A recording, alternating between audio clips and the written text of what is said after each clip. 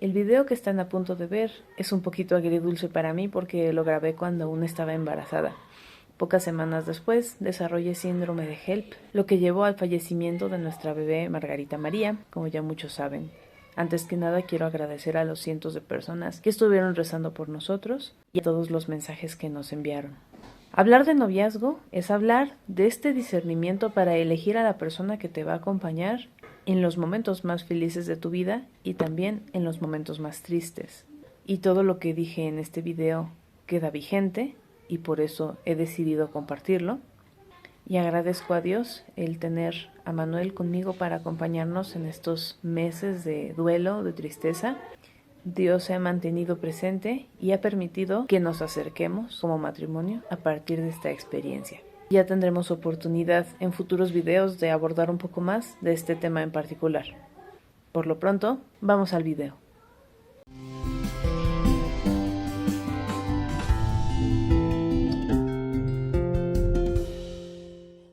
Hola a todos. Hoy vamos a recordar vergüenzas de la adolescencia. Eso es algo que siempre es más divertido en compañía. Vamos a hacer juntos hoy una revisión de mi lista de requisitos para el novio ideal, para ver qué funcionó, qué no y qué pienso ahora acerca de la preparación para el noviazgo y el noviazgo en sí.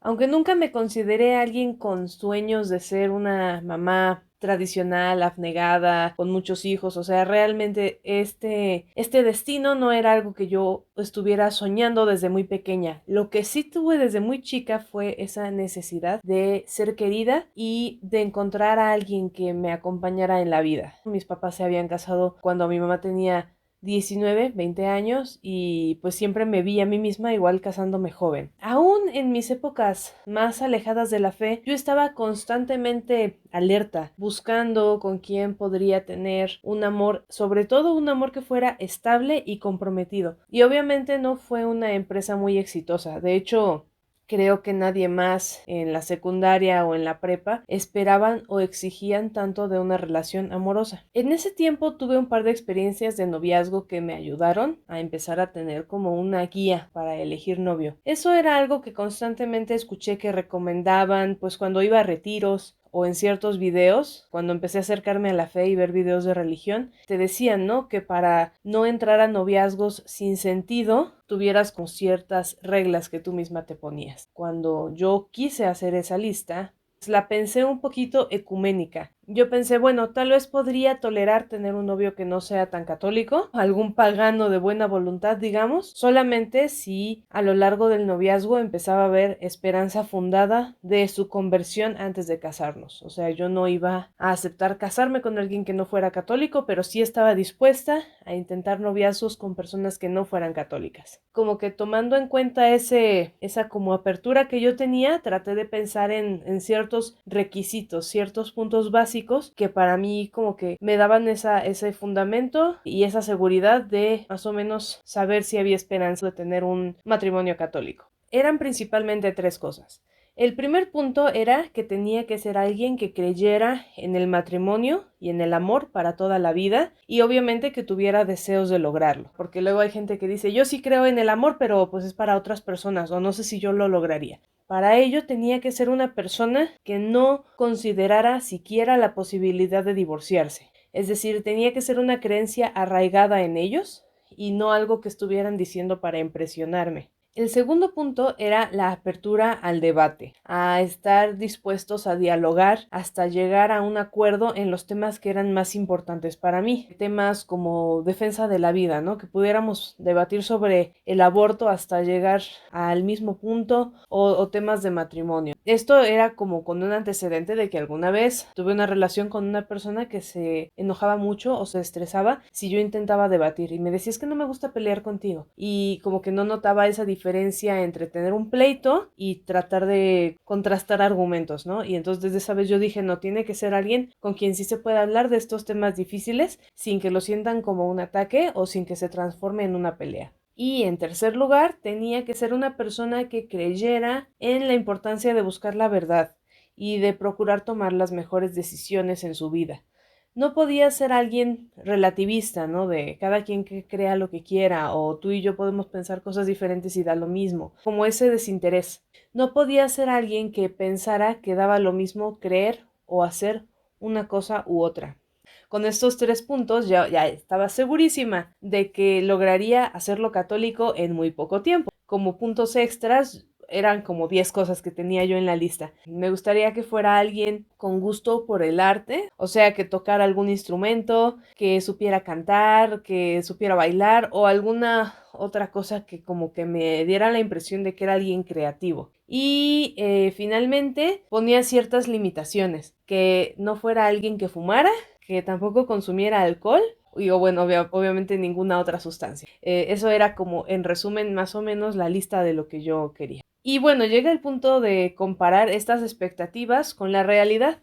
La verdad es que pues con muy pocos amigos o gente que yo conocía empezaba a poder revisar la lista. Se alejaban muy pronto. Como yo les decía, no mucha gente estaba buscando un noviazgo serio a los 16, 17 años, entonces realmente no se presentaba la oportunidad de poner a prueba mi lista. Hasta que conocí y pude hablar con quien ahora es mi esposo, con Manuel. ¿Qué fue lo que hice?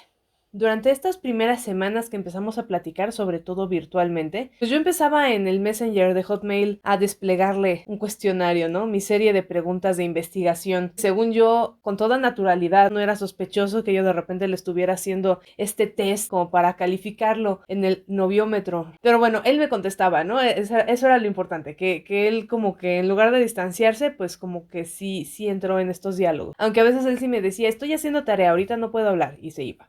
Pero cuando lográbamos así como platicar, pues todo me parecía indicar que era un sujeto casi adecuado. Tenía obviamente algunos aspectos que yo no comprendía y que me llegaron a escandalizar un poco. Contexto, yo en esa época tenía 17 años, casi 18, y él ya tenía 18 años cumplidos. Y me comentó que fue a festejar el cumpleaños 18 o 19 de algún amigo a un beer factory, ¿no? A un lugar donde había cerveza. Y había bebido cerveza. Y yo así como de, ¿por qué bebe cerveza, no? Si es católico. Así como que yo venía como con una idea muy puritana, traía cierta crianza como con muchas reservas en cuanto al tema del alcohol, por ciertos antecedentes de alcoholismo en miembros de mi familia, entonces sí traía como que yo una idea de el alcohol es universalmente malo. Otra cosa que pues no tiene nada de malo, pero que para mí también fue diferente, era que realmente él tomaba en cuenta la opinión que sus papás tuvieran de ciertas decisiones que él tomaba, que es algo que yo en ese momento no hacía mucho, yo más bien como que les avisaba a mis papás de, pues esto, no es que yo pusiera como que sobre la mesa y les pidiera su opinión para algunas cosas. Y por último, pues que su Facebook estaba muerto y yo estaba muy acostumbrada a tener como cierta actividad en redes sociales y de repente veo que él pues no subía nada, no tenía fotos y yo, pero ¿por qué no usa Facebook? Entonces como que empezaron a salir cosas que yo decía, ¿por qué si es católico es tan diferente, no? O sea, como que no sé si yo estaba buscando a alguien que fuera mi clon, pero sí eran cosas que empezaban como que a retarme a mí misma y el decir, bueno, si te interesa o no, o qué cosas vas a pasar por alto, qué cosas para ti son como no negociables y como que se empezaba a poner en duda y yo empezaba a hacer un balance de estas diferencias de carácter y de cómo ser. Con el paso del tiempo, ya cuando asentamos nuestro noviazgo, mis requisitos empezaron a jugarme en contra todavía más y descubrí que no todo era tan sencillo. Lo primero que empezó a salir a la luz fue que había entrado a la búsqueda del novio suponiendo que yo era la que tenía la razón en todo y que gracias a mi amor y gracias a que soy muy inteligente iba a lograr que el sujeto en cuestión pensara exactamente igual que yo en todos los temas y que con eso aseguraríamos un futuro feliz. Entonces, si yo logro que mi novio se vuelva provida, panista, carismático, que no beba alcohol, que no fume, que baile mucho, ya, novio perfecto, esposo perfecto, matrimonio feliz y ya. Yo decía, bueno, que tengamos todos los diálogos previos a la boda y ya así cuando estemos casados ya no vamos a pelear. Entonces para mí era importante estar de acuerdo en todo, al menos en lo que fuera medular, ¿no? Según yo, aunque realmente en el fondo, o sea, siendo sinceros y analizando en retrospectiva cómo reaccionaba yo con las discrepancias, yo sí estaba buscando dominar incluso en temas relativamente menores. Yo tenía la confianza súper inflada de que yo podía vencer en todos los debates. Con Manuel, desde el inicio quedó claro que él no le veía sentido a muchas cosas que yo creía que él aceptaría inmediatamente. Por ejemplo, con el tema de que yo era de la renovación carismática. Estaba segurísima, ¿no? De que si lo llevaba a un retiro o si me acompañaba a un par de enjes, ya él tendría como que ¿no? Su reavivamiento de la fe y se volvería súper emotivo y empezaría a llorar y sería como súper entusiasta en su vida espiritual. Así de, este cuate lo único que le falta es ir a un enjes y seguro ya va a dejar de ser frío e introvertido y lo que sea y se va a poner a bailar, ¿no? Así yo tenía como que esa idea de que nada más era cosa de que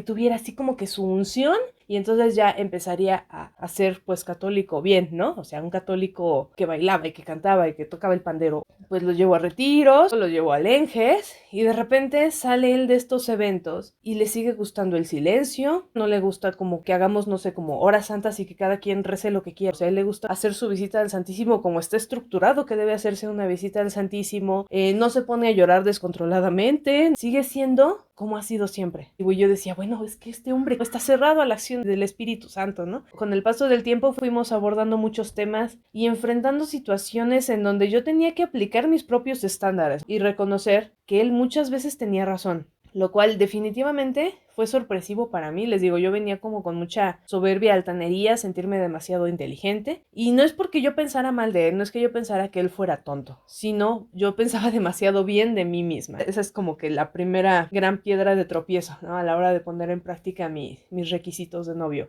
En segundo lugar, me di cuenta de que no basta comprender racionalmente un tema, sobre todo en este asunto del amor para toda la vida, sino tener prácticas concretas de virtud que fomenten que sea posible un amor para siempre. Eso me puso mucho a prueba porque yo como que le daba demasiado peso a las ideas, a las convicciones intelectuales de lo que es correcto y ya con eso, como sabes que es correcto, ya mágicamente lo puedes hacer realidad. ¿Por qué si supuestamente yo quería formar un hogar con Manuel y quería como que ser la mejor esposa? ¿Por qué seguía quedándome jugando videojuegos todo el fin de semana en lugar de ponerme a aprender a cocinar o cualquier otra cosa que me fuera a servir en el futuro con él? Aún en un aspecto laboral, ¿no? O sea, que me moviera y me pusiera a hacer alguna cosa realmente, a excepción de pequeñas actividades parroquiales, mis apostolados en los que estaba, yo en mi vida diaria no lograba reflejar el orden que yo iba a querer tener como esposa, usar mejor mi tiempo con mi familia en general. Y así sucesivamente, o sea, podríamos poner muchos ejemplos de esta discrepancia entre las ideas y lo que en realidad estaba ocurriendo.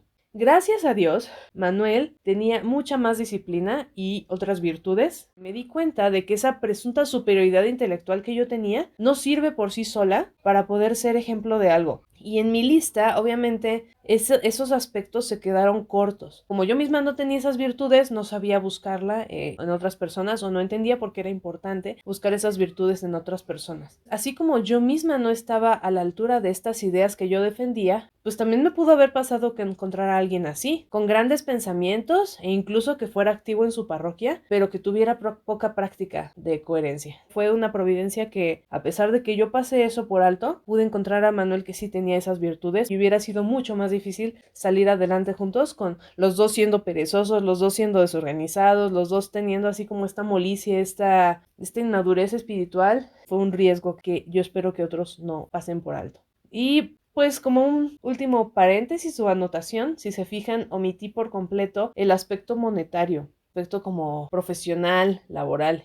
Como que yo que quería ser toda única y especial y tener como que la lista última de buen esposo, me parecía muy chocante que muchos adultos, al menos en mi caso, todos te recomiendan que sea alguien con buen trabajo o con carrera, ¿no? Que gane dinero. Y dije, claro que no, claro que se puede buscar un buen esposo pasando por alto ese aspecto. En primer lugar era eso, ¿no? Que me parecía superficial. Por otro lado, también es cierto que a mí no me molestaba la posibilidad de tener un estilo de vida más sencillo si era con la persona correcta, así como una idea muy romántica de el amor todo lo puede y si nos queremos no pasa nada y podemos estar en una choza perdida y no pasa nada. Pero yo creo que también hubo un poquito de ingenuidad, de no entender las verdaderas dificultades económicas, sobre todo al momento de tener hijos. Y actualmente yo no les recomendaría a ustedes, los solteros que me ven, que le pongan un signo de pesos de ingreso anual a las personas para poder pasar la lista, ¿no? pero yo creo que sí es importante buscar a alguien que conozca y desarrolle sus talentos, sus habilidades, que busque aprender, que busque oportunidades, que tenga iniciativa, que no sea alguien que piensa que se vive de puro amor. Porque también eso incluye el que tengan un uso responsable del dinero, el que aprovechen y hagan fructificar aquello que ganan. Y en nuestro caso particular, la mayoría de nuestro noviazgo, fuimos estudiantes que no trabajábamos. Durante toda la universidad fuimos novios. Entonces, ¿qué era lo que hacíamos nosotros en las citas? Le pedíamos dinero a nuestros papás. Mi esposo pedía para poder llevarme a comer alguna pizza o para poder salir al cine. Realmente nuestro noviazgo fue financiado por nuestros papás. No nos hacíamos obsequios comprados. Eran más bien como que me hacía una rosa de papel o yo le hacía dibujos, lo cual está bonito en un sentido como cursi, pero faltaba esa parte como de activarnos y fue hasta que nos enfrentamos a este reto de la paternidad que logramos salir de esa zona cómoda y por primera vez aprendimos sobre trabajar, sobre no depender de nuestros papás y sobre administrar el dinero con responsabilidad. En mi caso, ¿no? Cuando tienes cierto estilo de vida pagado por tus papás, ¿no? Aunque nuestros papás no son millonarios, sí administras diferente el dinero, ya que ves que el dinero no es eterno y que no puedes estar comprando cositas cada vez que sales a la calle o cada vez que se te antoja algo en el súper. Y pasar a esa nueva realidad te ayuda a fomentar una diligencia. O sea, la diligencia es trabajar por amor. Y también, como amas lo que el otro trabajó, no lo despilfarras, como que respetas lo que el otro te entrega. Sí, yo creo que sí es importante este aspecto de estar con una persona que piensa en el futuro, que sabe sobre ahorrar y que no está solamente gastándose todo su dinero en gustos para el presente, sino que sí tiene como una visión a futuro. Y sí, eso lo pasé muchísimo por alto, lo omití completamente, pero creo que sí es importante el que esté poco a poco, aunque sea un poquito, buscando constantemente salir adelante, aprender cosas nuevas y todo lo que ya hemos mencionado.